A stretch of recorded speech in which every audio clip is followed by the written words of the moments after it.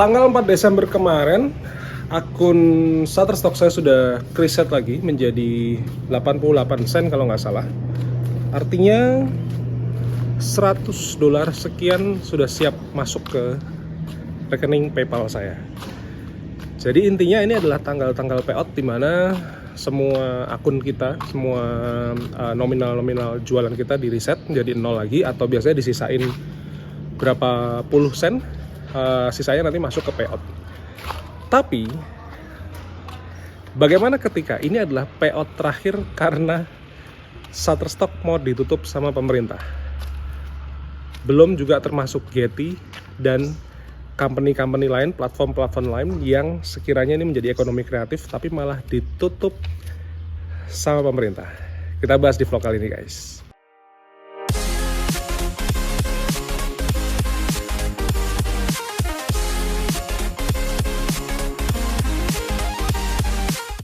Selamat pagi, siang, sore, malam teman-teman semua. Nama saya Bima Aditya dan matur nuwun, matur suksme teman-teman sudah datang ke channel YouTube saya. Hai Pus, ada kucing. Jadi kucing-kucing di gang saya ini kucingnya keren-keren. Pus, banyak kucing-kucing yang kayak Persia gitu loh. Oke. Kemarin lagi seru-serunya kita bikin stok ya. Alhamdulillah bulan Oktober dapat duit $48 sekian, ya 700 ribuan lah. Terus ini kayaknya saya masuk mungkin sekitar $111 untuk bulan Oktober ya, payout November, Desember ini berarti ya. Itu masuk ya mungkin sekitar dapat 1,7 1,8, nanti tergantung kurs, nggak usah dipikirin lah perkara receh kayak begitu. Tapi bagaimana ketika ada satu klausul baru bahwa pemerintah rencananya akan menutup beberapa situs, salah satunya adalah Shutterstock. Udah gitu nanti Getty katanya juga mau ditutup. Saya suka bingung nih sama pemerintah tuh. Getty itu pernah jadi official stok fotonya FIFA. Jadi pegelaran bola dunia, bola terbesar di dunia ini, kompetisi lah gitu. Tapi bisa-bisanya pemerintah itu mau nutup. Saya suka miris ya dengan logika berpikir pemerintah itu. Dan Shutterstock ini sama Getty lah.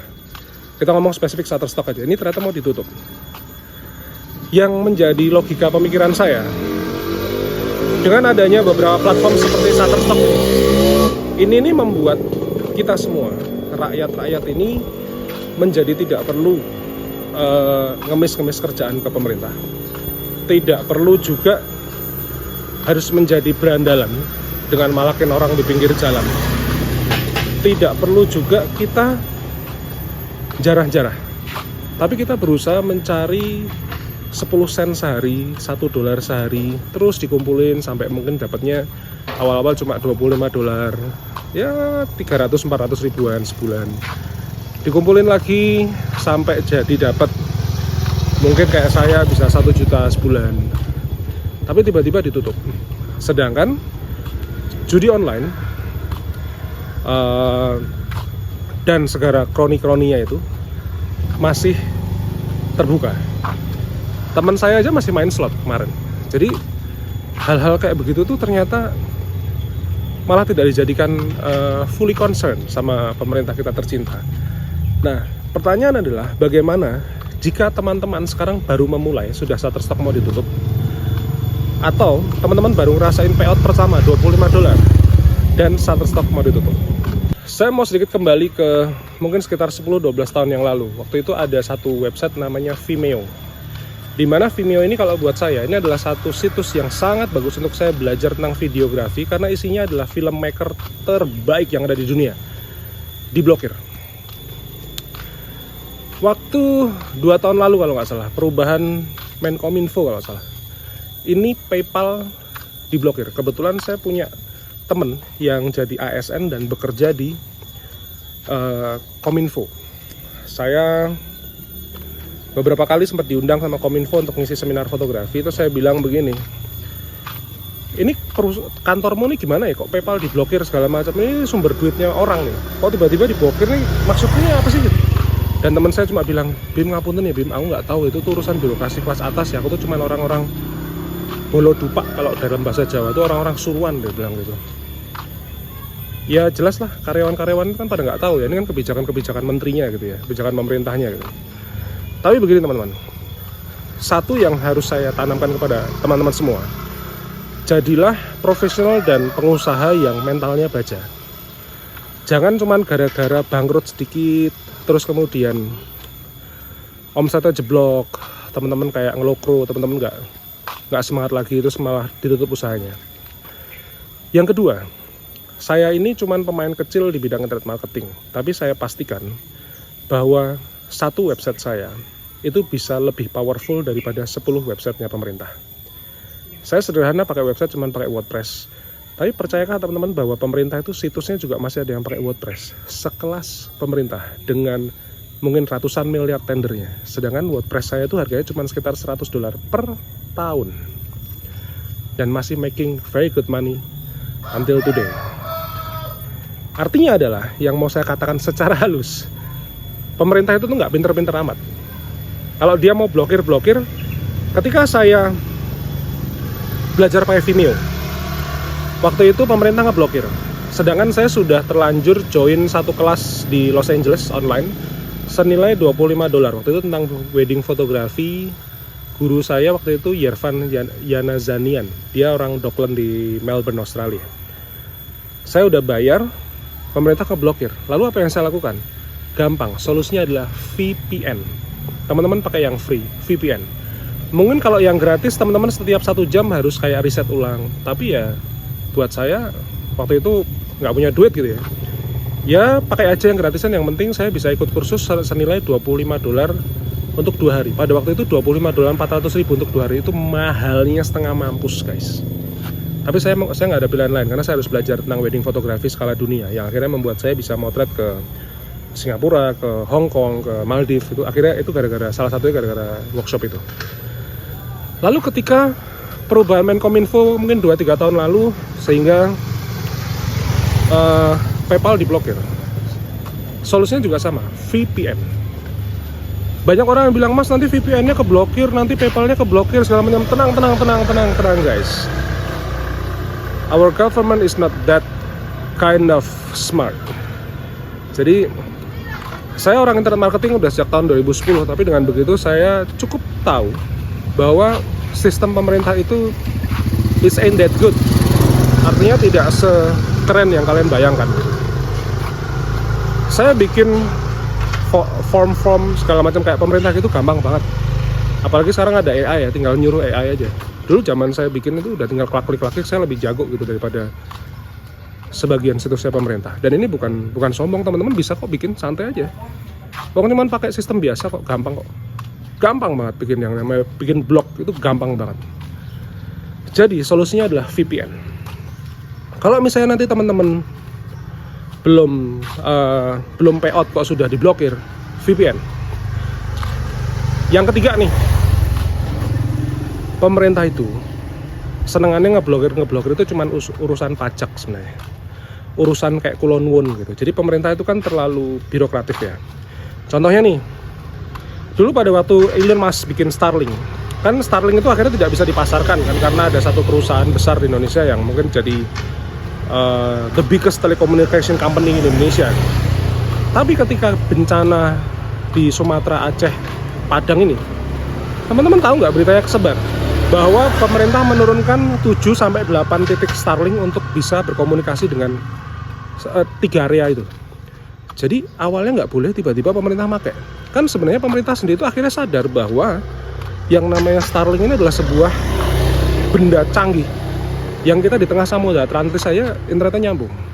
Jadi seperti menjilat lidah sendiri. Maka sekali lagi nggak usah khawatir kalau misalnya nanti pemerintah ngurusin Shutterstock sama Getty Images kok tiba-tiba di blokir. Satu solusinya kalau pas teman-teman harus submit foto atau pencairan duit di PayPal segala macam, solusinya adalah VPN. Dan nggak usah takut VPN nanti keblokir dan sebagainya. Udahlah, saya udah kadang-kadang yang ngomong kayak gitu anak baru masuk ke internet marketing 2 tahun, saya udah dari tahun 2010 pakai VPN mulu, aman-aman aja.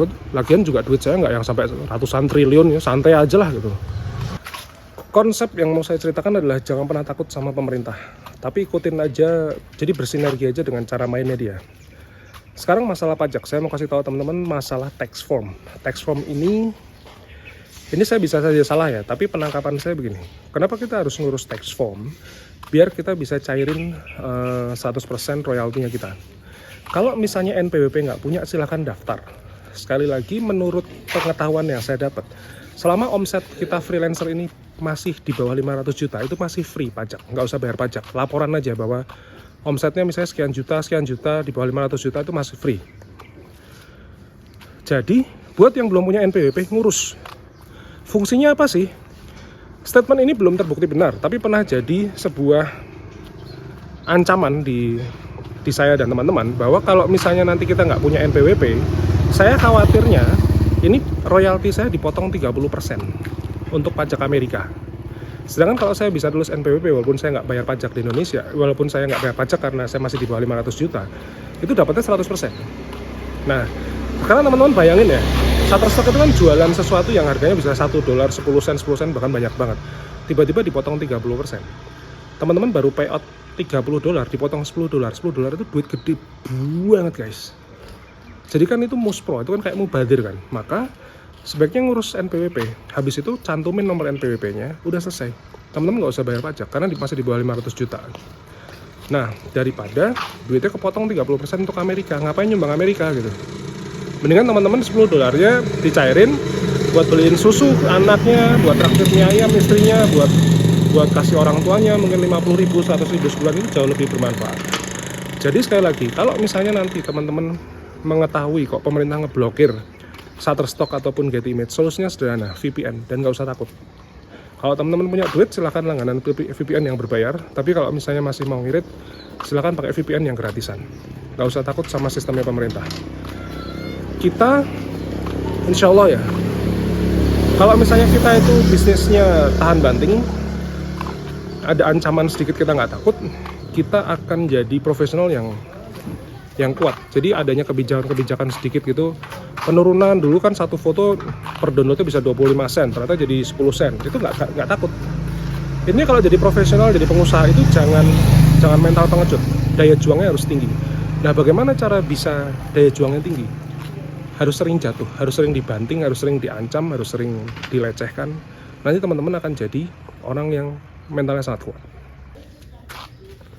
Shutterstock itu kan satu bisnis yang menyenangkan ya, dimana kita bisa jualan lagu, presentasi, foto, footage, apapun. Pakai handphone semuanya bisa. Kamera mirrorless sederhana juga bisa. Jadi very simple. Bahkan kalau misalnya saya nyaranin kepada teman-teman lewat YouTube ya, itu saya nggak menyarankan teman-teman untuk bikin stok foto yang susah-susah gitu. Cari aja di depan rumah ada pot di foto, ada tanaman kamboja di foto, ada kumbang dibikin footage-nya, kupu-kupu dibikin footage-nya. Sederhana kok dan laku kok. Saya cuma motret anak saya pulang sekolah, madep ke depan, saya foto dari belakang aja laku. Saya juga nggak tahu buat apa gitu. Apalagi sekarang adanya data licensing, dimana kita bisa dapat duit dari hal-hal sederhana. Jadi hampir nggak ada foto yang ketolak karena jelek, itu kan nggak ada, karena bisa masuk ke market AI. Jadi buat teman-teman yang pengen belajar, tinggal subscribe channel YouTube ini gratis sekali. Teman-teman tinggal modal kuota. Kalau modal kuota aja nggak bisa, wah nggak usah bisnis deh. Teman-teman masuk ke Shutterstock alasannya nggak bisa bahasa Inggris, nggak usah bisnis deh. Teman-teman kayak pecundang gitu, kayak nggak berani apa ya, improve, nggak berani berjuang gitu ya. Tapi kalau misalnya teman-teman pengen belajar lebih detail, teman-teman bisa baca ebook saya, jualan foto dengan Shutterstock sama Shutterstock, itu bisa bundling. Atau buat teman-teman yang memang berkaryanya suka pakai handphone, bisa download buku saya namanya Phonegraphy ya, ini ebook ya, digital. Atau kepengen gabung ke kelas Phototube. Kelas Phototube itu sebenarnya yang 1 tahun sudah selesai dari 2024 sampai 2025 ini. Cuman Phototube ini saya lanjutin lagi ke 2025 sampai 2026. Formatnya portrait, jadi teman-teman bisa nonton lewat handphone dalam bentuk portrait. Kalau kemarin 1 tahun pertama itu konsepnya landscape, jadi YouTube panjang gitu ya. Cuman yang sekarang saya kepengen bikin lebih praktis, dimana konsepnya adalah portrait dan tutorialnya nggak panjang, paling 5 menit, 10 menit udah selesai. Jadi silakan semua download, linknya ada di bawah. Gabung Phototube itu cuma Rp50.000 sebulan. Dan teman-teman bebas, mau unsubscribe kapanpun bebas. Ada kok kemarin awal-awal join 3 bulan terus kemudian dia waduh saya udah nggak punya duit lagi nih, eman-eman duitnya, tinggal unsubscribe, otomatis itu semuanya. Semua linknya ada di bawah. Kemudian gear-gear ngevlog saya juga ada di bawah, teman-teman. Matur nuwun kalau belanja apapun ya, mau belanja susu, popok bayi, frame kacamata, lewat link di bawah karena saya affiliate Shopee. Persentase kecil keuntungan dari Shopee itu saya pergunakan untuk produksi konten-konten seperti ini. Dan saat ini saya ngevlog dengan iPhone 13, formatnya sinematik, maka background saya belakangnya bisa blur seperti ini.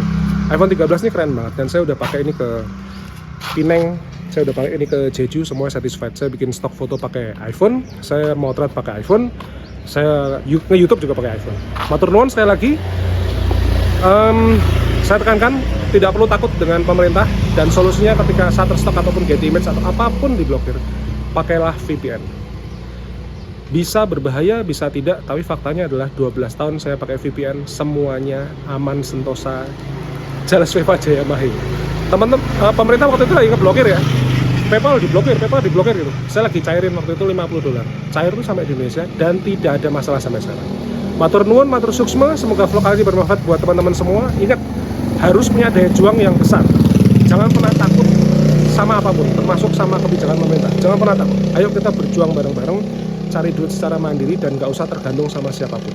Matur nuwun, matur suksma, sampai ketemu di vlog berikutnya.